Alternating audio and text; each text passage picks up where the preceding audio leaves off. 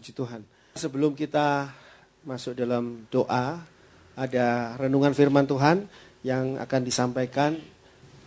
Mari kita masuk pada firman Tuhan. Saya ajak kita semua membaca dari Kisah Para Rasul pasal 1 ayat 12 sampai dengan 14. Kisah Para Rasul 1 ayat 12 sampai 14. Maka kembalilah rasul-rasul itu ke Yerusalem dari bukit yang disebut Bukit Zaitun, yang hanya seperjalanan Sabat jauhnya dari Yerusalem. Setelah mereka tiba di kota, naiklah mereka ke ruang atas, tempat mereka menumpang. Mereka itu adalah Petrus dan Yohanes, Yakobus dan Andreas, Filipus dan Thomas, Bartolomius dan Matius, Yakobus bin Alfeus, dan Simon orang Selot, dan Yudas bin Yakobus. Mereka semua bertekun dengan sehati dalam doa bersama-sama dengan beberapa perempuan serta Maria, ibu Yesus, dan dengan saudara-saudara Yesus. Kita tahu sebelum Tuhan Yesus naik ke surga, Tuhan Yesus berpesan kepada para murid untuk mengabarkan Injil. Untuk murid-murid itu pergi mengabarkan Injil dari Yerusalem, Yudea, Samaria, sampai ke ujung bumi. Jadi artinya ada tugas penting dari Tuhan Yesus bagi para murid-murid ini untuk mengabarkan Injilnya dan melebarkan kerajaan surga. Tetapi ketika Tuhan Yesus sudah naik ke surga, para murid ini tidak segera berangkat untuk mulai mengabarkan Injil. Seperti yang diperintahkan Tuhan Yesus sebelum naik ke surga. Tetapi mereka justru, apa yang mereka lakukan di sana pada ayat 14 mengatakan begini.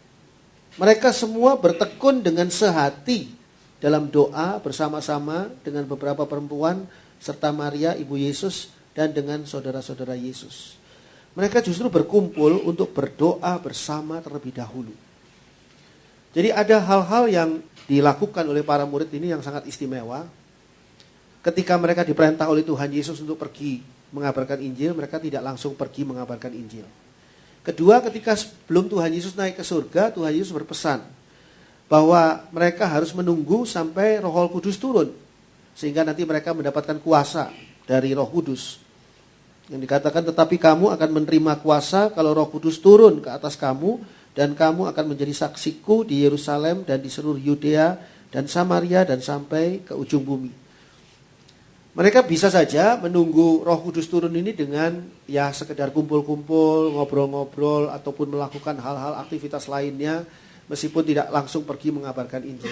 Tapi yang mereka lakukan justru adalah mereka berkumpul untuk berdoa bersama terlebih dahulu.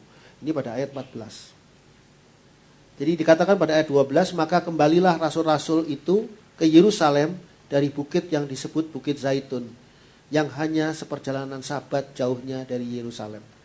Mereka pergi kembali ke Yerusalem, mereka masuk ke tempat di mana mereka berkumpul, naik ke lantai 2, dan di sanalah mereka berdoa bersama. Berdoa bersama ini adalah hal yang sangat-sangat penting bagi kita sebelum kita melayani. Itu sebabnya mengapa kita mengadakan saat ini ada doa bersama. Kita ada persekutuan doa pengerja. Mengapa kok kita melakukan persekutuan doa pengerja? Kita berdoa masing-masing pasti di rumah. Di rumah kita masing-masing berdoa sebelum kita besok atau pada hari Rabu yang akan datang melayani Tuhan. Kita pasti berdoa untuk menyerahkan pelayanan kita kepada Tuhan, untuk minta pertolongan Tuhan, meminta kemampuan yang datangnya dari Tuhan, pengurapan Roh Kudus dan sebagainya. Tapi kenapa kok kita perlu sekali berdoa bersama seperti yang mereka lakukan ini? Mari kita baca Kisah Para Rasul 13 ayat 1 sampai 3. Kisah Para Rasul 13 ayat 1 sampai 3. Pada waktu itu dalam jemaat di Antioquia ada beberapa nabi dan pengajar, yaitu Barnabas dan Simeon yang disebut Niger, dan Lukius orang Kirene, dan Menahem yang diasuh bersama dengan raja wilayah Herodes dan Saulus. Pada suatu hari ketika mereka beribadah kepada Tuhan dan berpuasa, berkatalah Roh Kudus, "Khususkanlah Barnabas dan Saulus bagiku untuk tugas yang telah kutentukan bagi mereka." Maka berpuasa dan berdoalah mereka, dan setelah meletakkan tangan ke atas kedua orang itu, mereka membiarkan keduanya pergi. Jadi kalau kita lihat di sini, para murid ini dikatakan di sana di jemaat di Antioquia itu bukan terdiri dari orang-orang biasa. Mereka ini terdiri dari orang-orang yang dikatakan di sini beberapa nabi, pengajar. Dan kalau kita kapan-kapan bahas tentang orang-orang ini, Barnabas, Simeon, Lukius, Menahem, ini semua adalah orang-orang yang istimewa sesungguhnya.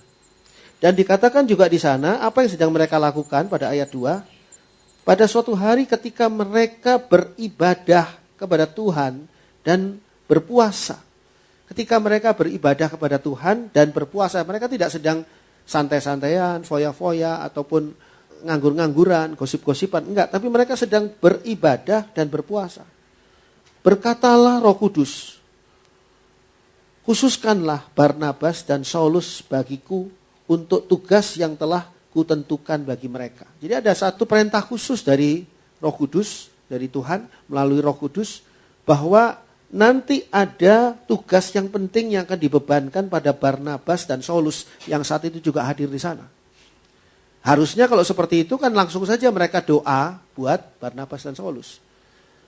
Mereka sendiri lagi ibadah, mereka sendiri lagi puasa, lalu ada tugas seperti itu, Barnabas sama Saulusnya ada di situ, tinggal panggil ke depan, berlutut, berdoa, selesai. Didoakan, selesai. Tapi apa yang mereka lakukan? Ayat 3. Maka berpuasa dan berdoalah mereka. Jadi mereka berpuasa lagi khusus. Dan berdoa secara khusus. Dan setelah meletakkan tangan, mendoakan maksudnya, ke atas kedua orang itu, mereka membiarkan keduanya pergi. Jadi Paulus pun saat pada waktu itu tidak langsung pergi karena belum didoakan. Dan mereka semua hamba-hamba Tuhan di sana, pelayan-pelayan Tuhan di sana, tidak langsung menyuruh mereka untuk didoakan dan langsung pergi, tidak. Tapi mereka sendiri, ayat 3 mengatakan berpuasa dan berdoa secara khusus. Jadi kita lihat di sini, mengapa kita harus berdoa bersama untuk pelayanan besok pagi misalnya, atau untuk pelayanan hari Rabu kita berdoa bersama saat ini. Kenapa tidak kita berdoa saja sekarang ini untuk pelayanan setiap minggu dan setiap Rabu? Jadi dirapel semuanya, jadi satu kalilah doanya gitu. Tidak seperti itu. Kenapa?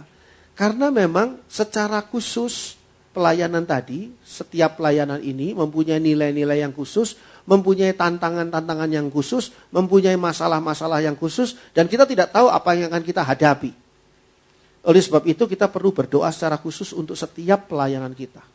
Dan kita tahu Barnabas dan Saulus ini melakukan pengabaran Injil, melayani Tuhan ke Asia Kecil, dan melahirkan banyak gereja-gereja mula-mula.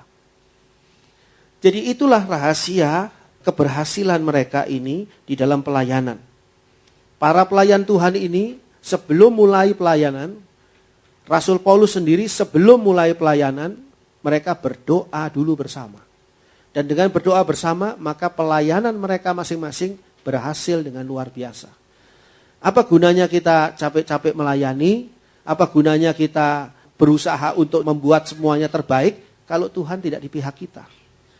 Tapi kalau kita mau Tuhan di pihak kita, maka kita harus berdoa bersama. Ini rahasia dari keberhasilan para pelayan Tuhan di masa gereja mula-mula. Dan yang mereka doakan, yang mereka layani, khususnya saat itu Paulus, adalah orang yang nantinya akan berhasil dengan sangat luar biasa. Jadi kita nggak tahu pada saat kita melayani Tuhan, contohnya apalagi di tempat anak-anak ya, kebaktian anak-anak. Melayani anak-anak, mungkin anak-anak ini kelihatannya kayak bandel, kayak nakal, kayak segala merepotkan dan sebagainya. Tapi kita melayani dengan sungguh-sungguh dan kita sudah berdoa bersama sebelumnya untuk pelayanan itu. Kita nggak tahu, mungkin suatu ketika anak-anak ini ternyata menjadi seorang hamba Tuhan yang luar biasa kelak kemudian hari. Dan dia masih ingat bahwa dulu itu Kak Ina, sekarang sudah menjadi Oma Ina, gitu, saat itu ya. Yang dulu melayani saya loh, waktu saya masih di kebaktian anak-anak. Gitu. Oma Jesi, gitu kan. Sudah oma-oma saat itu kan.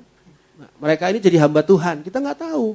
Jadi sesungguhnya pada waktu itu juga rasul-rasul, hamba-hamba Tuhan, pelayan-pelayan Tuhan yang mendoakan Paulus tidak tahu bahwa Paulus ini akan menjadi seorang hamba Tuhan yang luar biasa. Tapi mereka melahirkan pelayanan yang luar biasa, menghasilkan pelayanan yang sukses, dan menghasilkan hamba-hamba Tuhan yang luar biasa. Jadi kalau kita melayani Tuhan, baik pemimpin pujian atau backing vokal atau pemain musik, Kita tidak tahu kita sedang membangun seseorang, jiwa seseorang, roh seseorang melalui pelayanan kita. Sehingga pada suatu hari dia akan menjadi pelayan Tuhan yang luar biasa. Kita nggak tahu. Itu sebabnya kita perlu lakukan dengan serius, dengan semangat, dengan sungguh-sungguh. Tapi jangan lupa kita perlu untuk berdoa bersama. Karena ini adalah rahasia dari keberhasilan pelayanan pada pelayan Tuhan di gereja mula-mula. Saya ajak kita membuka Lukas 22. Ayat 40 dan 46. Lukas 22 ayat 40 dan 46. Setelah tiba di tempat itu, ia berkata kepada mereka, "Berdoalah supaya kamu jangan jatuh ke dalam pencobaan." Katanya kepada mereka, "Mengapa kamu tidur? Bangunlah dan berdoalah supaya kamu jangan jatuh ke dalam pencobaan." Berdoa bersama sebelum melayani Tuhan. Itu sangat berguna bagi kita untuk membangun roh kita. Membangunkan roh kita. Kadang-kadang kita memang punya roh yang sudah percaya pada Tuhan, punya roh yang punya semangat untuk melayani Tuhan, tapi seperti para murid ini. Rohnya itu tidur. Kalau para murid ini memang tidur benar-benar pada waktu itu sudah kelelahan. Padahal oleh Tuhan Yesus disuruh berjaga-jaga dan berdoa. Tapi mereka tidur. Mereka tidur bukan karena mereka ingin melawan perintah Tuhan, bukan. Tapi mereka tidur karena keterbatasan mereka. Karena ketidakmampuan mereka. Karena kita itu walaupun kita punya keinginan, hasrat untuk melayani Tuhan dengan sepenuh hati, kadang-kadang keterbatasan kita yang menjadi halangan bagi kita. Nah, untuk mengatasi itu Tuhan berkata bahwa kita harus berdoa. Berdoa sebelum kita melayani Tuhan adalah untuk membangun roh kita dan membuat kita tidak jatuh ke dalam pencobaan. Dikatakan pada ayat 40 tadi, setelah tiba di tempat itu, Yesus berkata kepada mereka, ia berkata kepada mereka, berdoalah untuk apa? Supaya kamu jangan jatuh ke dalam pencobaan. Kita pasti berdoa ketika kita memerlukan kebutuhan-kebutuhan kita. Kita pasti berdoa ketika kita minta Tuhan menyembuhkan kita dari penyakit kita. Kita pasti berdoa ketika kita mengalami kesedihan, merasa terancam, takut, tertekan dan sebagainya. Tapi kita jarang berdoa supaya kita tidak jatuh dalam pencobaan. Nah, Tuhan mau supaya kita berdoa agar kita tidak jatuh dalam pencobaan. Begitu juga sebelum kita melayani Tuhan. Ketika kita melayani Tuhan, pekerjaan pelayanan pada Tuhan ini terbuka juga untuk pencobaan bagi diri kita. Nanti kita lihat apa itu yang akan menjadi pencobaan bagi kita. Dikatakan pada ayat 46, katanya kepada mereka, ini setelah Tuhan Yesus berdoa di Taman Getsemani. Mengapa kamu tidur? Mengapa kamu ini walaupun kamu menunggu Tuhan, walaupun kamu dekat dengan Tuhan, tapi kalau rohmu tidur, maka tidak ada gunanya. Mengapa kamu tidur? Bangunlah dan berdoalah. Makanya ada kebaktian, apa istilahnya? Kebangunan rohani. Kenapa kok ada kebaktian, kebangunan rohani? Karena roh-roh ini banyak yang tidur. Jadi dibangunkan, mereka itu sudah Kristen, mereka sudah percaya Tuhan Yesus. Tapi dalam kondisi iman yang tidur, roh yang tidur. Bangunlah, bangunlah. Dikatakan tadi di sana, dan berdoalah. Kalau sudah bangun, berdoa. Sebab apa? Orang yang bangun ini bisa jatuh ke dalam pencobaan. Jadi bahaya sekali ketika kita melayani Tuhan dan kita ingin melayani Tuhan dengan sepenuh hati, dengan sungguh-sungguh. Tetapi yang terjadi adalah kita sedang berada di dalam pencobaan dan kita jatuh di dalam pencobaan itu. Apa itu pencobaan yang akan kita hadapi dan membuat kita jatuh? Mari kita buka Yakobus 1. Ayat 13 sampai 15. Yakobus 1 ayat 13 sampai 15. Yakobus 1 ayat 13 sampai dengan 15. Apabila seorang dicobai, janganlah ia berkata, pencobaan ini datang dari Allah.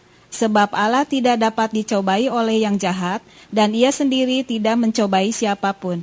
Tetapi tiap-tiap orang dicobai oleh keinginannya sendiri, karena ia diseret dan dipikat olehnya. Dan apabila keinginan itu telah dibuahi, ia melahirkan dosa, dan apabila dosa itu sudah matang, ia melahirkan maut. Jadi pencobaan itu adalah datangnya dari ego kita, dari keinginan ego kita. Dan itu bisa merusakkan pelayanan kita. Jadi walaupun Tuhan sudah memberikan petunjuk untuk kita pelayanan, bagaimana kita harus melayani, seperti apa dan sebagainya, tapi kita berontak kepada Tuhan bukan karena kita melawan Tuhan, tapi karena kita ingin memenuhi ego kita sendiri. Kita ingin memenuhi ego dari keinginan kita sendiri. Sehingga jangan mengatakan bahwa semua ini pencobaan ini datangnya dari Tuhan.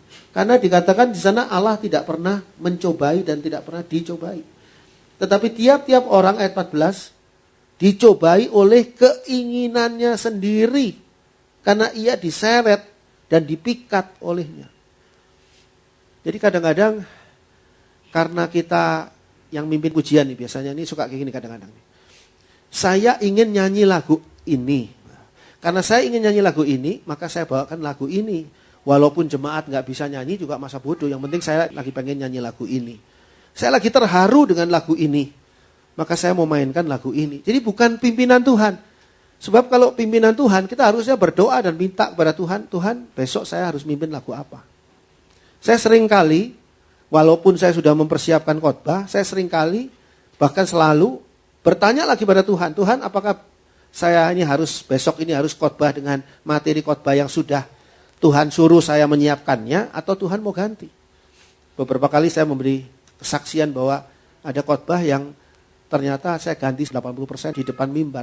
Kenapa? Karena memang Tuhan suruh seperti itu. Dan kita bisa tahu seperti itu kalau kita benar-benar mau merendahkan hati kita di hadapan Tuhan. Tapi kalau kita merasa diri pandai, merasa diri hebat, merasa diri kita yang paling benar, maka kita akan menganggap Tuhan pun pilihannya tidak benar.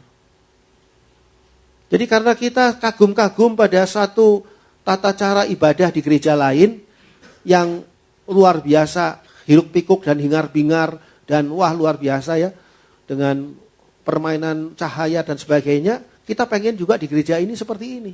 Hati-hati loh, itu keinginan Tuhan bukan ya. Apakah Tuhan jangan-jangan sedang mengkritik justru gereja-gereja yang seperti itu, yang tidak memberikan saat teduh buat orang yang pergi ke gereja. Kita harus benar-benar menjalankan apa yang Tuhan mau, bukan menjalankan ego kita.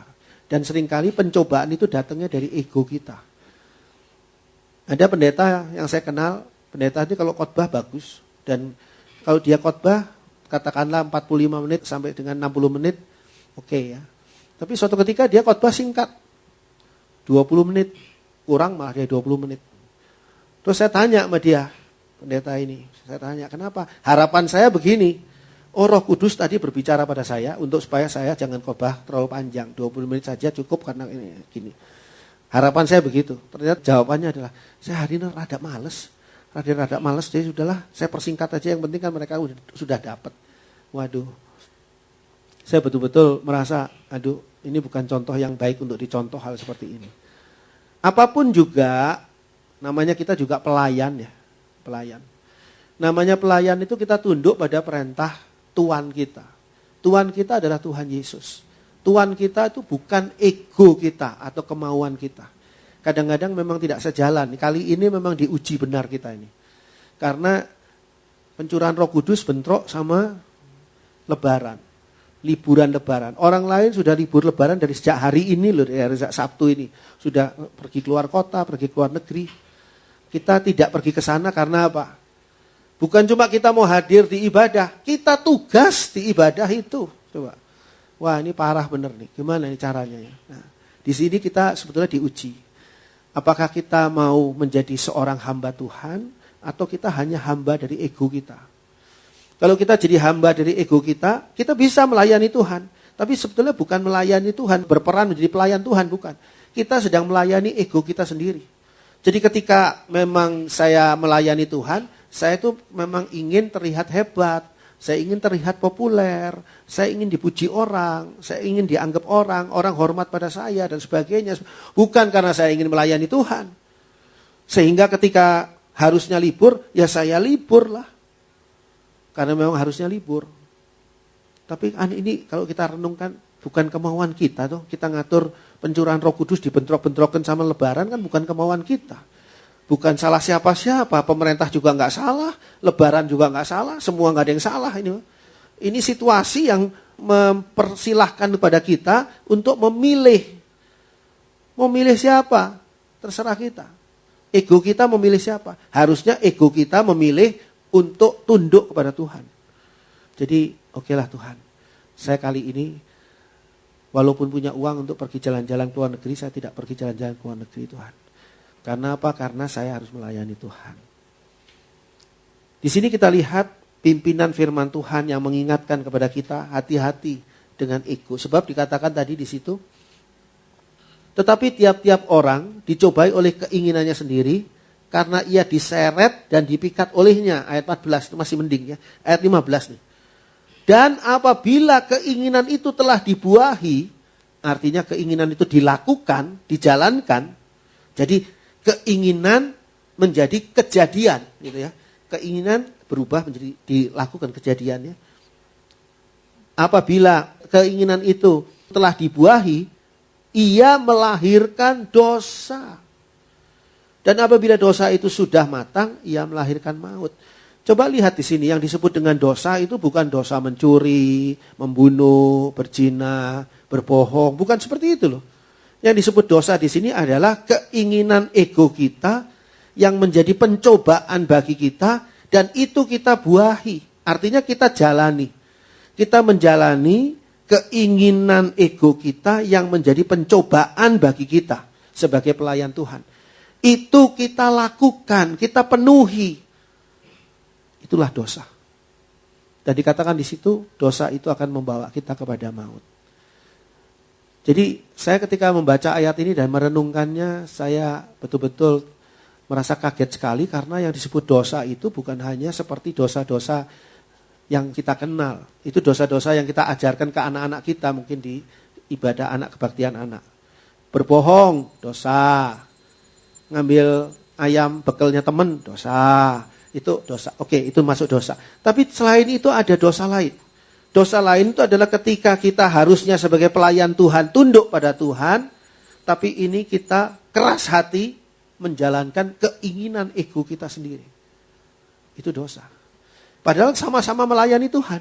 Cuma yang satu melayani Tuhan benar-benar Tuhan, yang satu lagi melayani egonya sendiri. Dengan berbungkus, berbalut sebagai seorang pelayan Tuhan. Jadi saya ambil contoh diri saya. Mungkin jemaat tidak ada yang tahu ketika saya berkhotbah, ini saya sedang menyampaikan firman Tuhan benar-benar melayani Tuhan. Atau ketika saya berkhotbah, saya sedang ingin menyombongkan diri saya sendiri. Mungkin gak ada yang tahu. Tapi Tuhan tahu. Dan ketika saya menyombongkan diri saya sendiri karena itu adalah ego keinginan saya, sama-sama membawakan firman Tuhan, saya bawakan sama-sama. Materinya itu juga, sama. Tapi dasarnya yang berbeda. Di situ saya sudah melakukan dosa, dan dosa itu membawa maut. Itu sebabnya kita perlu berdoa bersama. Supaya apa? Supaya kita tidak jatuh dalam pencobaan. Kita bisa merendahkan diri di hadapan Tuhan ketika kita melayani Tuhan. Bukan cuma merendahkan diri sekarang nih saat doa, bukan. Saat kita pelayanan, saat kita memimpin pujian, saat kita menyambut jemaat, saat kita bermain musik, saat kita membawakan firman Tuhan atau berdoa, memimpin doa jemaat dan sebagainya. Saat itu kita betul-betul merendahkan hati di hadapan Tuhan. Sehingga kita menyingkirkan ego keinginan kita sendiri dan mengangkat sepenuhnya apa yang menjadi keinginan Tuhan untuk kita lakukan. Tuhan memberkati kita, puji Tuhan.